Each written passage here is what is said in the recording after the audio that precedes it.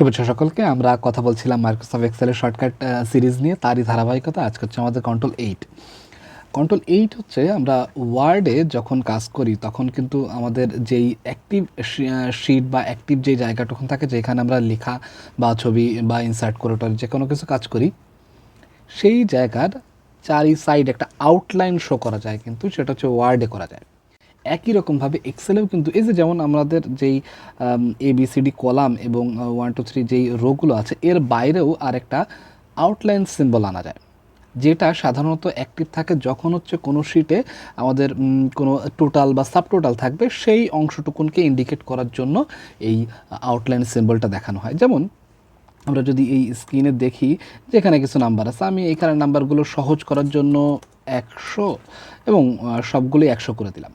Just ctrl+D দিয়ে duplicate করে দিলাম, তাহলে এখানে 12টা সেল আছে, 1200। আমরা কিন্তু খুব সহজেই বুঝে ফেললাম যে কীভাবে এই যোগফলটা আসলো, এই জন্য আমি কিন্তু 100 দিয়েছি। এখন আমাদের এই যেই রো এবং কলামের পাশে যে জায়গাটা আছে, এইখানটায় একটা আউটলাইন সিম্বল আনবো। কি দিয়ে? আমরা সেটা ctrl+8 যদি প্রেস করি, দেখুন আমাদের বাম পাশে এখন 1 এবং 2 এখানে কিন্তু দুইটি আউটলাইন সিম্বল চলে এসেছে।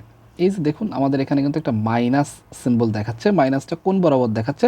মাইনাস কিন্তু আছে হচ্ছে 16, মানে 16 এর ঘরে যে আমাদের সাবটোটালটা ছিল বা টোটাল ছিল সেখানটায়। কোনখান থেকে? আমাদের এই যে 4 থেকে 4 রো থেকে 16 রো পর্যন্ত 4 এবং 16 রোর এইখানের যে অংশটুকুন, সেইটুকুনি কিন্তু দেখাচ্ছে আমাদের আউটলাইন সিম্বল। আমরা যদি এটা মাইনাস করে দিই তাহলে এই অংশটুকুন হাইড হয়ে যাবে, যেই অংশটুকুন আমরা যোগ করেছি সেটা হাইড হয়ে যাবে, শুধু অ্যান্সারটুকুন থাকবে। দেখুন আমি এখানে যদি মাইনাস প্রেস করি তাহলে দেখুন আমাদের যতটুকুন ছিল সবগুলো কিন্তু হাইড হয়ে গেছে। এখানে 1 2 3, এখানে কিন্তু 4 নেই, আমাদের যেইখানটায় অ্যান্সার রয়েছে সেটাই কিন্তু আছে। আবার একই রকমভাবে আমরা যদি প্লাসটা প্রেস করি, দেখুন আবার সবগুলো কিন্তু চলে এসেছে। তাহলে এটা ছিল হচ্ছে আমাদের আউটলাইন সিম্বল। আবার এই আউটলাইন সিম্বলটাকে যদি আমরা রিমুভ করতে চাই তাহলে আবার ctrl+8 প্রেস করব, দেখুন আমাদের সেই অংশটা কিন্তু চলে গেছে।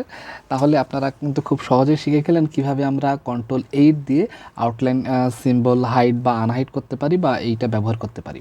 তাহলে আজকের ভিডিও ছিল এই পর্যন্ত। সকালে ভালো থাকবেন, অসংখ্য ধন্যবাদ।